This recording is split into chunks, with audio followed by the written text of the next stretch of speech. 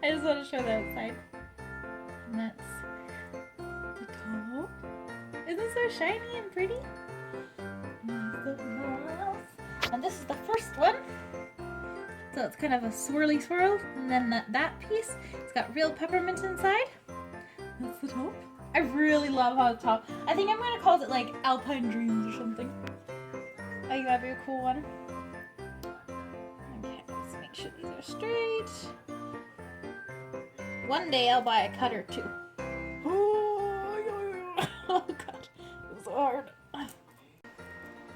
Hey guys, so I just finished cutting my Minter Wonderland soap. I decided to go with that instead of Alpine Dreams because I thought it was a little more clever because it's got real peppermint and spearmint in there. But this is an example of it. And it is so cute. I hand cut out these little trees. And then I just did some layering, and in between each of the layers I did some actual spearmint tea, like peppermint tea, and it is so cool. I think it turned out awesome. It's got a little bit of a swirl. This one's probably not the best example, but it does have a bit of a swirl. That's the ones that have like just the straight across lines. And it actually works as an exfoliant, and it is antibacterial. Peppermint naturally is. And there's no scent in here, it just naturally is scented like peppermint and spearmint. It's very fresh and awesome.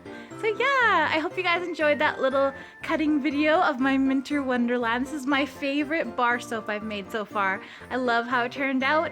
It's awesome, so I'm gonna remake this one definitely. So thanks for watching guys, I hope you like and subscribe, and I will be back in the next video. Bye!